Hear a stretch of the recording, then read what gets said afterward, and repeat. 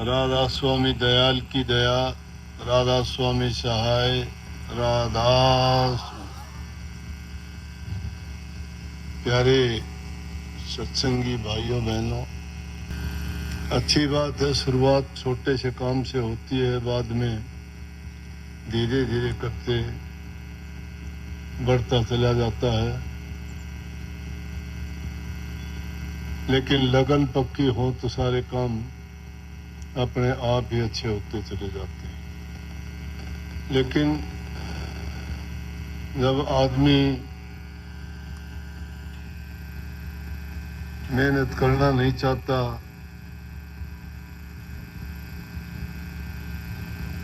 रुचि दिखाता नहीं, लगन मन में होती नहीं, तो वो काम भी ऐसा ही होगा। परंतु जब सच्चा विश्वास लेके चाहे आप किसी भी काम में लगो, सच्चे विश्वास और दृढ़ निश्चय के साथ करने वाले अपने उद्देश्य में हमेशा सफल हुए हैं। अच्छी बात है, आज छोटा है कल को बड़ा होगा, परसों वो इससे ही बड़ा होगा। मैंने जब शुरुआत की तो अपना जो अंदर आश्रम है उसके गेट में बैठ के सत्संग कर लिया था। 2 सत्संग 2-3 वहीं उसी प्रांगण में हुए। लेकिन उस कुछ दिन के बाद में संगत बढ़नी शुरू हुई, सत्संग ने पांव फैलाने शुरू किए, तो बाहर का घेर था उसमें 1-2 कर्ण किया, कोशिश करी वहां बहुत होगी संगत। लेकिन उससे भी काम नहीं चला, तो खेत में 6 एकड़ में बनाना पड़ा। अब उसमें भी काम नहीं चला, तो अब आपने देखा होगा कि कितना विशाल, एक नहीं आज 55-60 आश्रम बने हुए हैं। तो जो जो संगत बढ़ती जाती है तो काम भी बढ़ता जाता है, लेकिन काम करने वाला होना चाहिए। जब काम करने वाला नहीं होता तो फिर वो चीज बढ़ेगी कैसे, उसमें तो कमी आएगी। परंतु मैंने बात कही थी शुरू में, दृढ़ निश्चय और विश्वास के साथ आदमी जब लगता है तो प्रकृति की शक्तियां भी उसका साथ देना शुरू कर देती हैं। इस युग में नेक काम और नेक रास्ते पर चलना बड़ा कठिन है।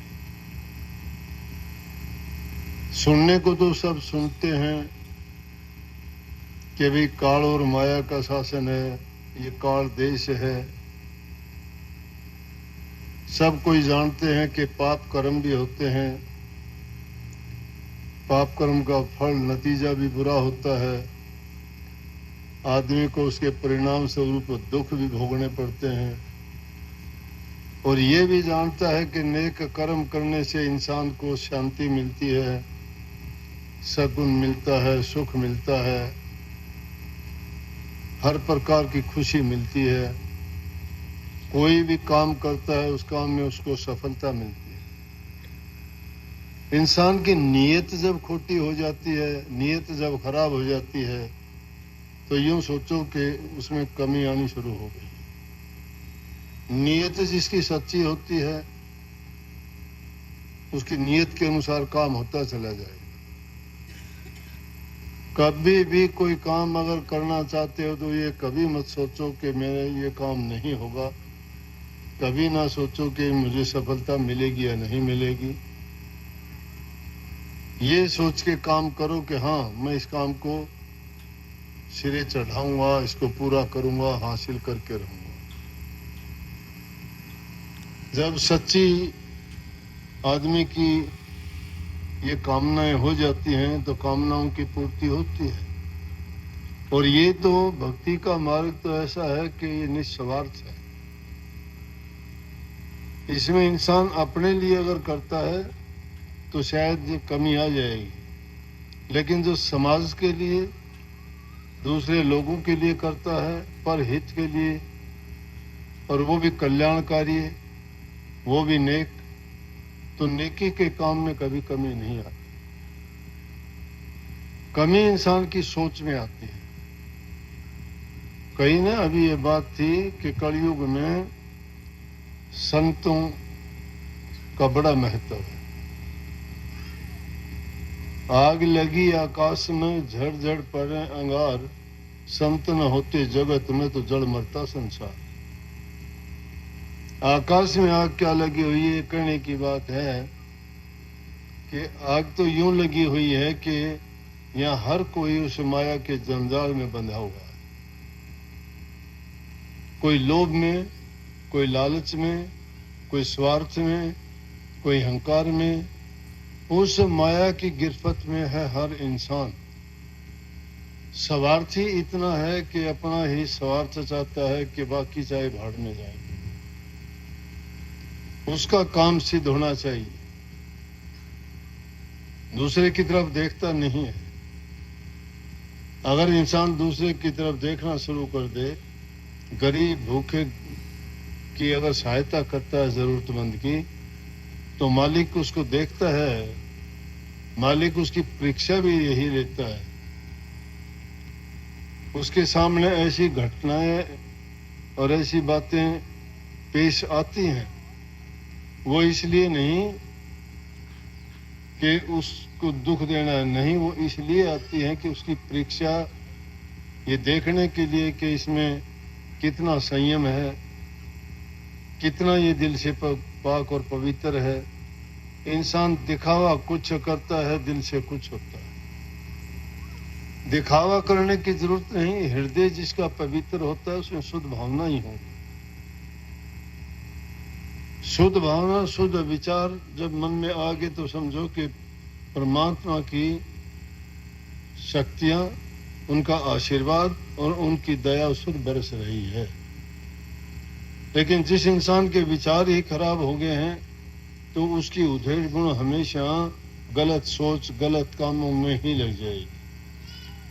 और एक इंसान नेक काम में लगता है तो वो हमेशा नेकी की बात सोचता है कि मुझे और अच्छा काम, क्योंकि नेक काम करने से आदमी को उससे भी ज्यादा खुशी मिलती है कि जो इंसान एक बुरा और पाप कर्म करके थोड़ा आनंद और रस लेता है। पाप कर्म करने से तो क्षणिक सुख मान ले होगा। आदमी कोई भी काम करता है ये सोच के करता है मुझे इसमें रस मिलेगा, आनंद मिलेगा, खुशी मिलेगी। वो खुशी थोड़ी समय की होगी, परंतु अगर वो भलाई के काम करता है तो उसका सारी जिंदगी भर के लिए उसको सुख मिलेगा। चाहे वो देह से किए हुए कर्म है, चाहे मन से किए हैं, चाहे धन से किए हैं, अच्छे काम इन तीनों से ही होंगे। और ये तीनों ही प्रकार के कर्म इंसान को लेके उठते हैं। इसलिए महापुरुषों ने ये कहा कि मनसा वाचा कर्म ना दुख का हो मत दे। मन से, वचन से और कर्म से किसी को दुख ना दे। अगर किसी को दुख दोगे तो तुम्हें उसका दुख मिलेगा। जो जैसा कर्म करता है कर्म फल तो उसका वैसा होगा। किसी को दोष देना गलत होगा। कर्म इंसान खुद करता है, खुद के लिए नहीं दूसरों के लिए ही करता है। संसार में जिसका हमारा किसी से कोई लेना देना नहीं, ये बनावटी रिश्ते जो बने हुए हैं, कोई भाई बंधु है, कोई बेटा पोता है, कोई धी जमाई है, कोई परिवार कुटुंब है, कोई मित्र सखा है, सबके रिश्ते हमने यहीं तो आके बनाए हैं। आए तो दुनिया में अकेले थे, जाना भी अकेले है, साथ जाता है इंसान का कर्म। जो इंसान हमने शुभ कर्म करके जाता है वो हमेशा सुखी जाता है, कि उसको पता है उसने कैसे कर्म किए, उसकी कोई शिकायत नहीं होती। जिस मरने से दुनिया डरती है, महापुरुष कहते हैं कि हम तो खुश होते हैं उसको देख के, क्योंकि जब तक शरीर है इंसान का पता नहीं कब क्या हो जाए। महापुरुष तो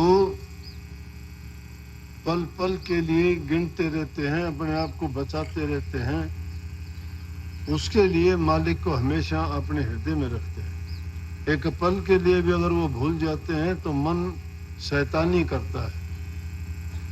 ये मन ऐसे शैतानी करवा देता है कि आदमी को कभी किसी बात के लिए, कभी किसी बात के लिए विचलित कर देता है, उसको शांति नहीं आने देता। रातों की नींद छीन लेता है, दिन का आराम छीन लेता है। उसी उधेड़ बुन में ये इंसान पड़ा रहता है, मैं क्या करूं क्या नहीं करूं। लेकिन जिसने अपनी वृत्ति को गुरु से नाम लेके नाम के साथ जोड़ दिया है, अपने मन को सुमन में लगा लिया है, तो उसका चिंतन, उसकी सोच हमेशा प्रभु के नाम में हो। मालिक से मांगो तो भी यही मांग किया करो। अपने आप को कहो कि मैं अज्ञानी हूं, नादान हूं, ना समझ हूं, गुनाह करता हूं, जानबूझ के भी करता हूं, अनजाने में भी होते हैं। जो ये चीज को स्वीकार कर लेता है कि मेरे से गुनाह होते हैं, जो इंसान ये मान लेता है कि मेरे से गुनाह और पाप हुए हैं या मैं करता हूं, चाहे वो कैसे भी किए हैं, तो उसके गुनाह माफ हो जाते हैं। इसीलिए महापुरुषों के पास हम अपने अज्ञान को मिटाने के लिए तो जाते हैं। ज्ञान अंजन सतगुरु दिया, अज्ञान अंधेरा नाश। जब सतगुरु से हमने ज्ञान और नाम ले लिया तो अज्ञान रूपी अंधेरा गायब हो जाता है। सूर्य उदय होता है, रात का अंधेरा गायब है। अंधेरा गया कहां पे? कहीं आपको बैठा हुआ दिखाई देता है क्या? नहीं। अज्ञान भी इसी तरह से इंसान के हृदय में फैल जाता है। लेकिन जब ज्ञान का प्रकाश होता है तो पाप कर्म सब के सब इस तरह से गायब हो जाते हैं। इंसान के जीवन में गुरु का बहुत महत्व है। जैसे चंद्रमा के बिना रात्रि सुननी है, सूर्य के बिना दिवस सुनना है, दीपक के बिना मंदिर या घर सुनना है, क्योंकि उनमें प्रकाश नहीं है। प्रकाश रहित होते ही अंधेरा अज्ञान का फैल जाता है। और जिसके हृदय में गुरु का नाम नहीं है, इनकी सबकी एक जैसी हालत है। घर में दीपक हो, प्रकाश हो जाता है। और सूर्य के उदय होने पर चाहे कितने भी बादलों के झुंड सूर्य के सामने जाके खड़े हो जाएं, रोशनी उनकी रुकती नहीं है।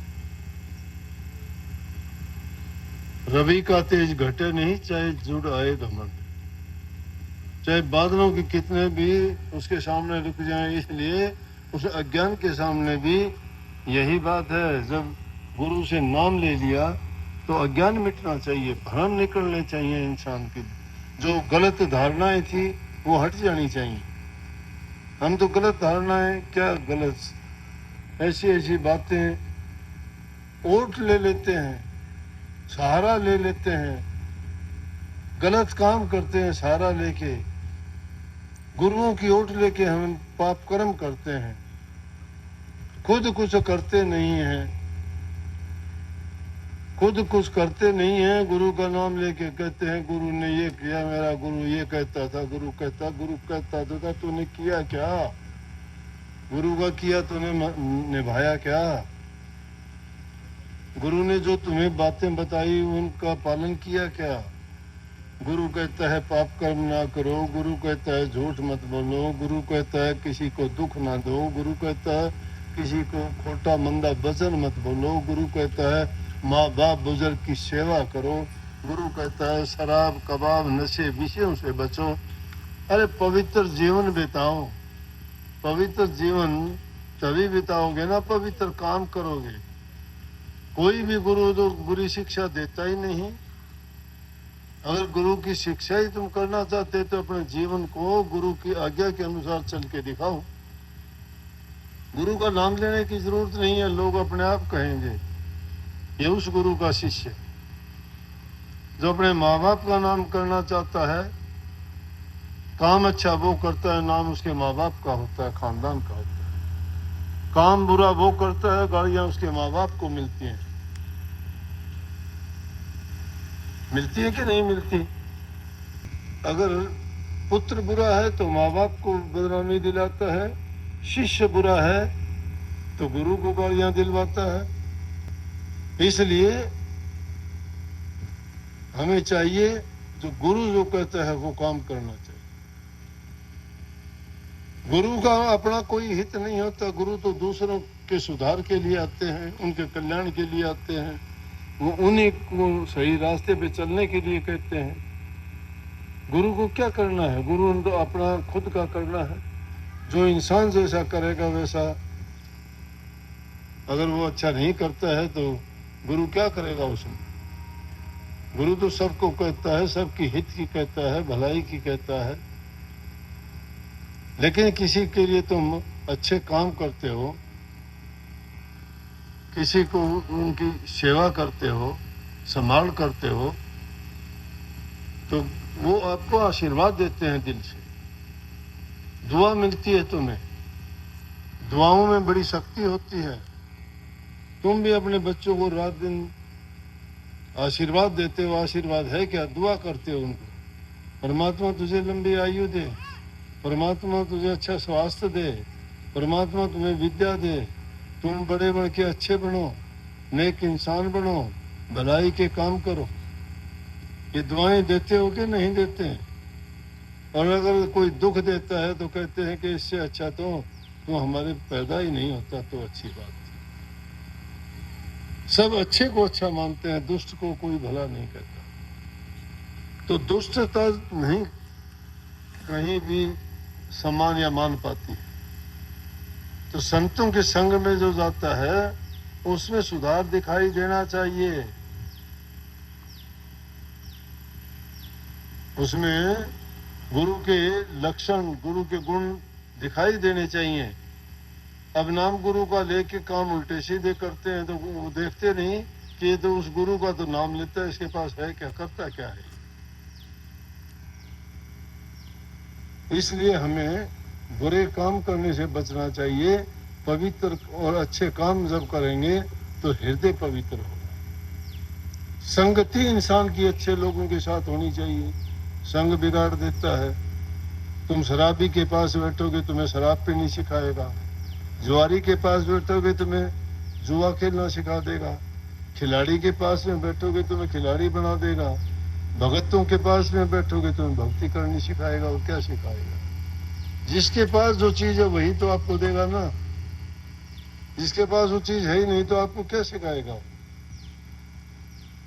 इसलिए संग से इंसान देता है और कुसंग के कारण डूब जाता है।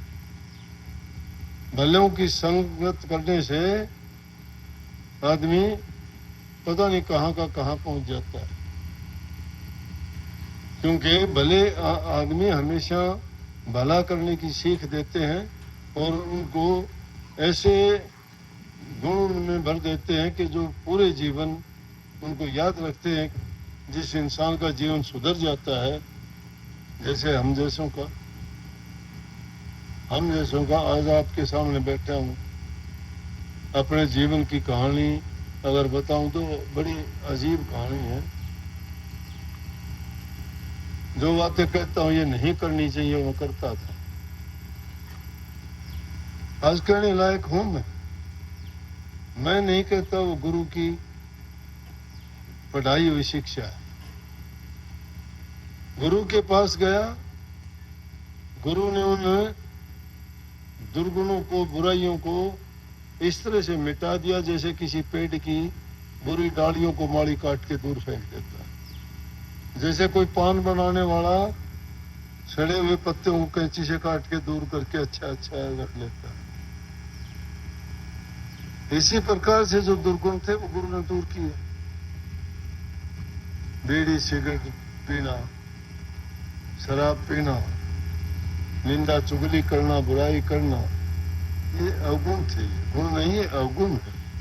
ये अवगुण सारे थे, लेकिन वो जीवन किसका था? हमारा अपना जीवन।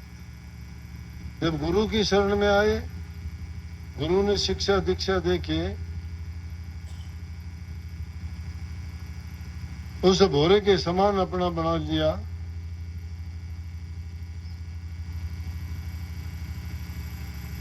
जो मरे हुए कीड़े को लेके घरोंडे में बंद करता है और उसको शब्द सुना के आप जैसा बना लेता है। महापुरुषों ने कही है, गुरु में और पारस में यही अंतर हो जान। पारस पत्थर में गुण ये है कि वो लोहे को सोना बना देता है, परंतु गुरु तो गुरु अपने जैसा ही बना देता है। पारस में वो गुण नहीं है, वो दूसरा पारस नहीं बना सकता, लेकिन गुरु दूसरे को गुरु ही बना देता है। गुरु की जब मेहर होती है तो वो दो अरंड से चंदन बना देंगे, कुर्डी से महल बना देंगे, काग से हंस बना देंगे, भिखारी से उसको बादशाह बना देंगे। गुरु की मेहर होनी चाहिए। किस पे होती है? गुरु की मेहर उसी पे होती है जो गुरु की आज्ञा का पालन करता है। गुरु समझते हैं, इस बात को जानते हैं कि कौन क्या है और कैसा है, लेकिन गुरु किसी का पर्दा नहीं उठाता, पर्दे में ही रहने देता है। सोचता है कि कभी न कभी सुधार हो जाएगा।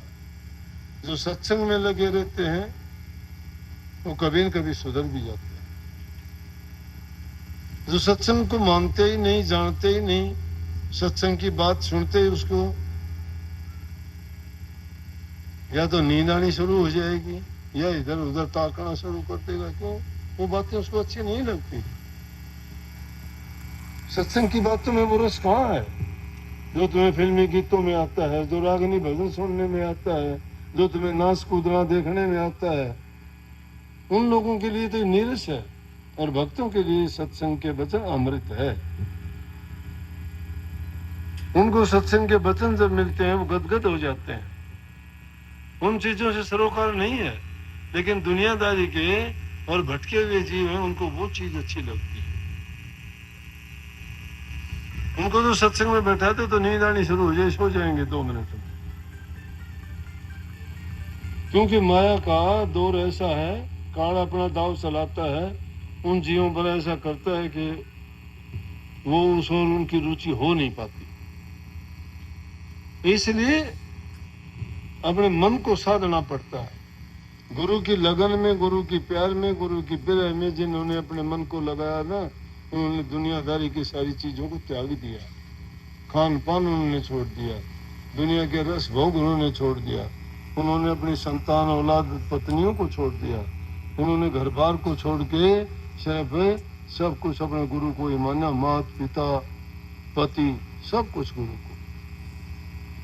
सार वचन में लिखी है स्वामी जी महाराज ने, राधा स्वामी मात पिता पति मेरे, राधा स्वामी चरण सुख बने रे। सब कुछ कह दिया, राधा स्वामी मात पिता पति मेरे। इतना कुछ जो मान जाता है उसके कहने का मतलब मेरा सर्वस्व ही वो है।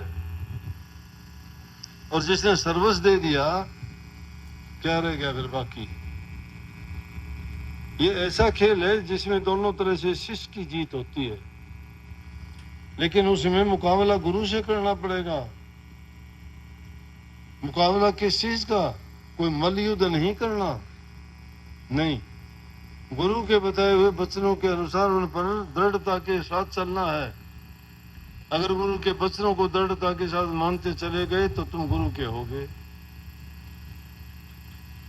और गुरु ने तुम्हें पकड़ लिया तो भी तुम गुरु के होगे।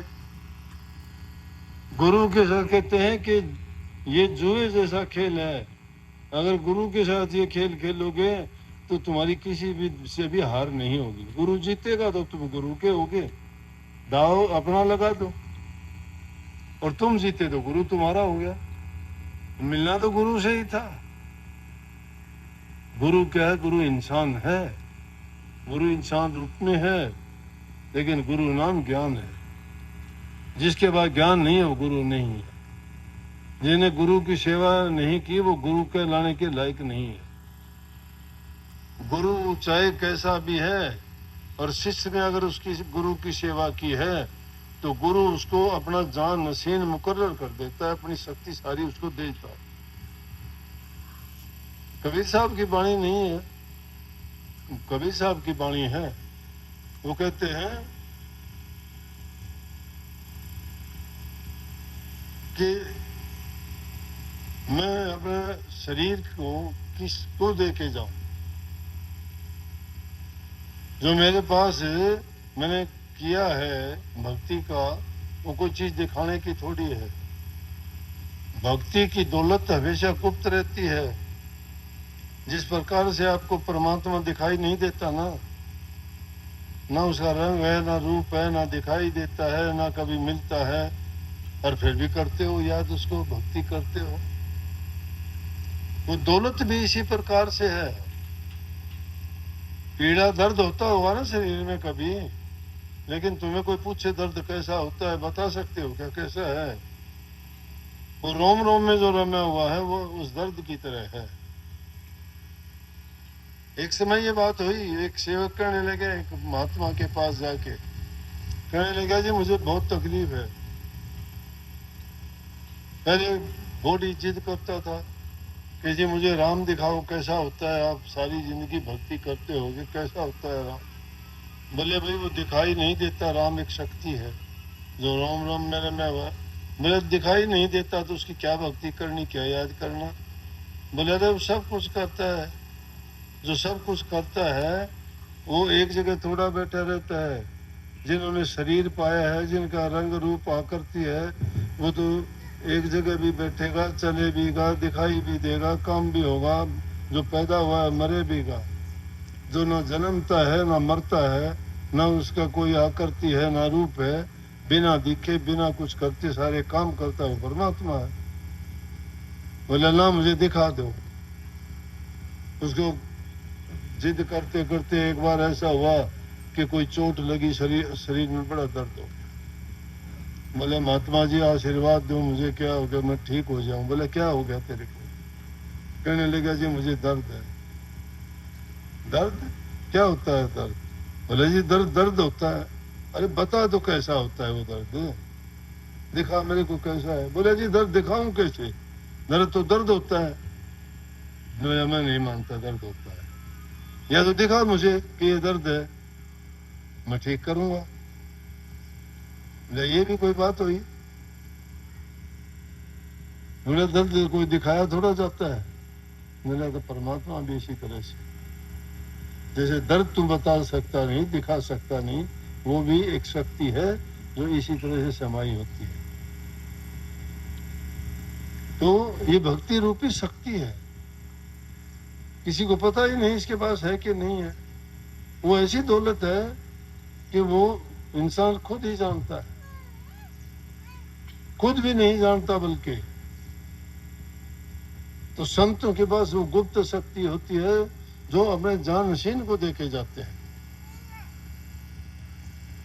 वो कही ना कि ना जानो किसने दे चलूं दाता इस मन की तदबीर, किसको देके चलूं?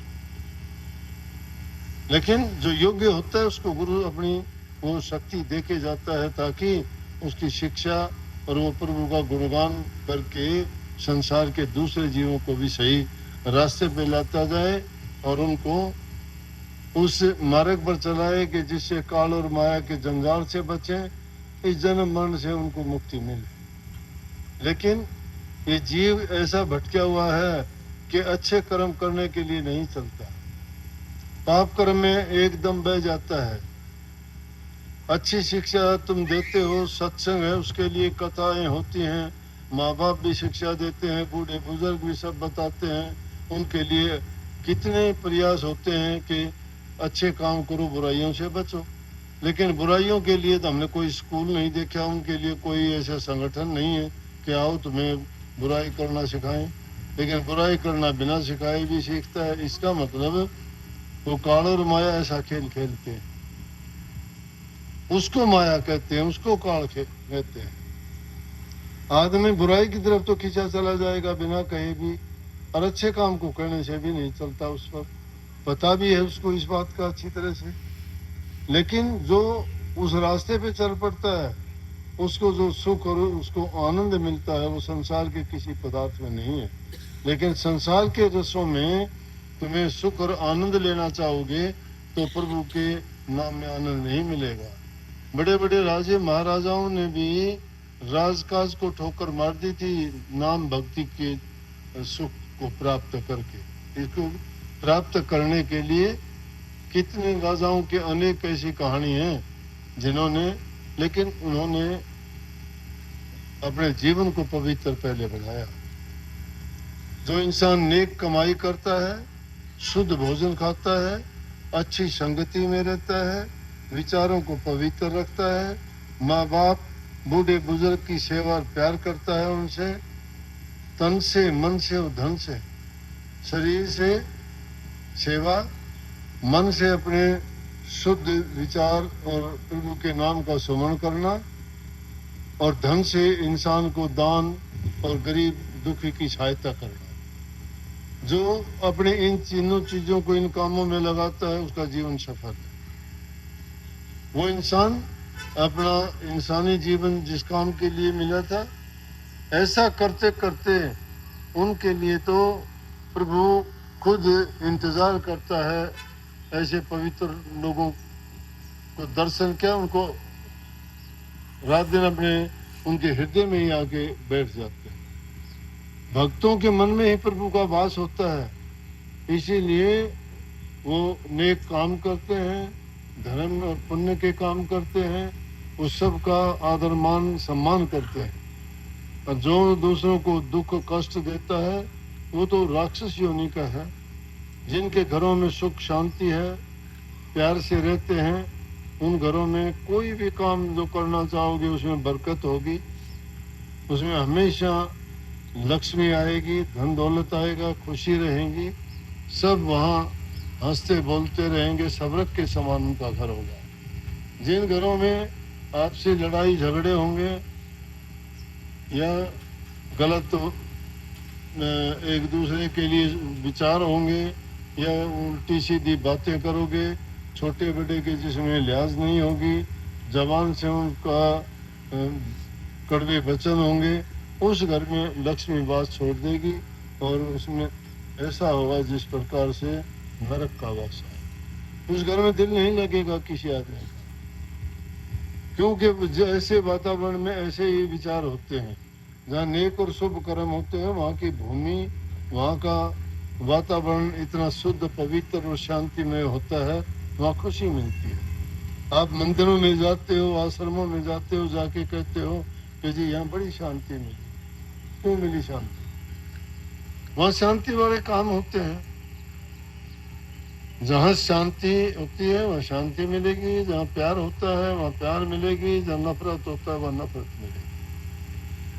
अच्छे काम करने वाला इंसान अगर दिखाई भी देगा तो तुम्हें उसके मिलते ही खुशी मिलेगी। दुष्ट काम करने वाला दिखाई देगा तो तुम्हारे मन में उसके प्रति पहले ही गलानी हो जाएगी। इसलिए भाई अपने जीवन को शुद्ध और पवित्र बनाओ, नेक काम किया करो, किसी को दुख और कष्ट मत दो। अगर कोई दुखी आपको मिलता है, दिखाई देता है, जो तुम उसके लिए सेवा कर सकते हो उनकी सेवा करनी चाहिए।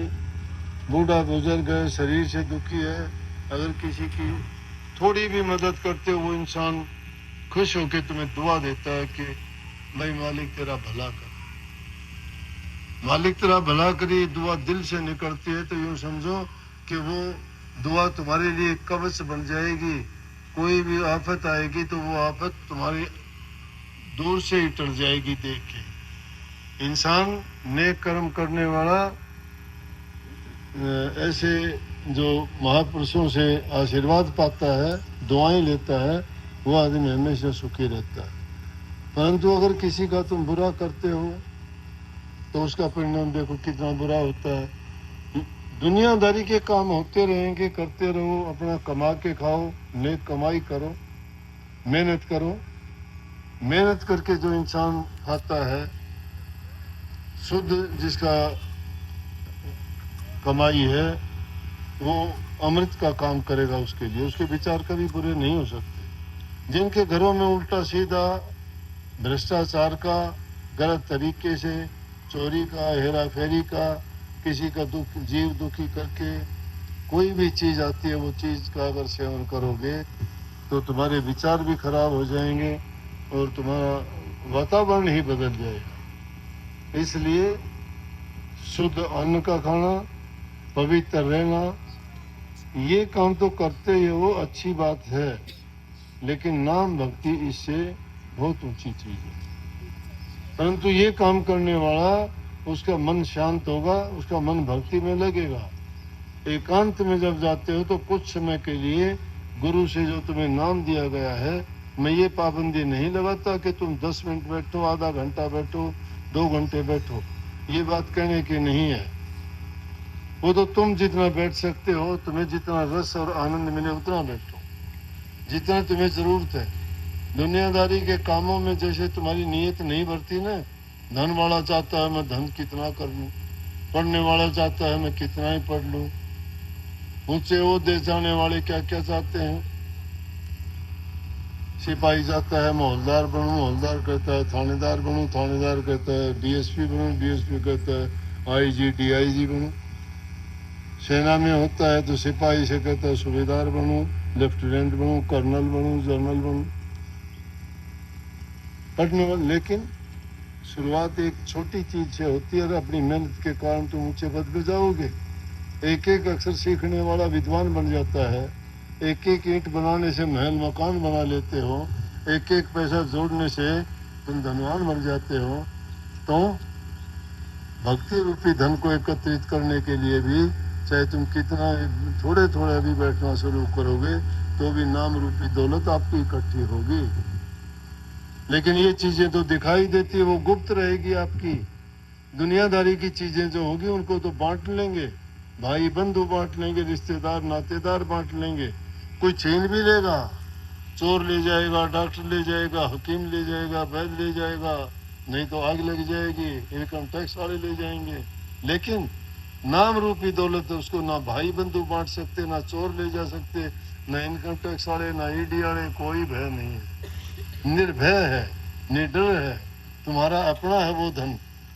उस धन के लिए कोई नहीं सोचता। दुनियादारी की चीजों को तो, मिट्टी को तो इकट्ठा करने के लिए अपना जीवन दांव पर लगा देते हो, लेकिन भक्ति के लिए आपका मन ढीला ढीला है। इसको मन को उसमें लगाओ, काम तुम्हारे अंत वही आनी है।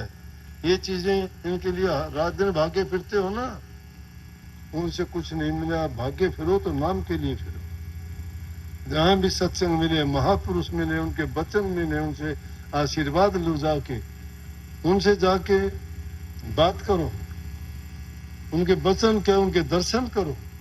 महापुरुषों के दर्शन करने से कर्म कटते हैं, वचन सुनने से उनके तुम्हारे पाप कर्म धुलते हैं, मन में उनका अच्छा असर और प्रभाव आता है। तो इसलिए संतों की महिमा गाई के संत न होते जगतवत जड़ मरता संसार। ये इतने जो पाप कर्म होने लग रहे हैं, फिर भी ये जीव क्यों बचे हुए हैं बाकी के? इसलिए बचे हुए संतों और महापुरुषों की कृपा और दया के कारण, जो उनकी शरण में आ जाता है।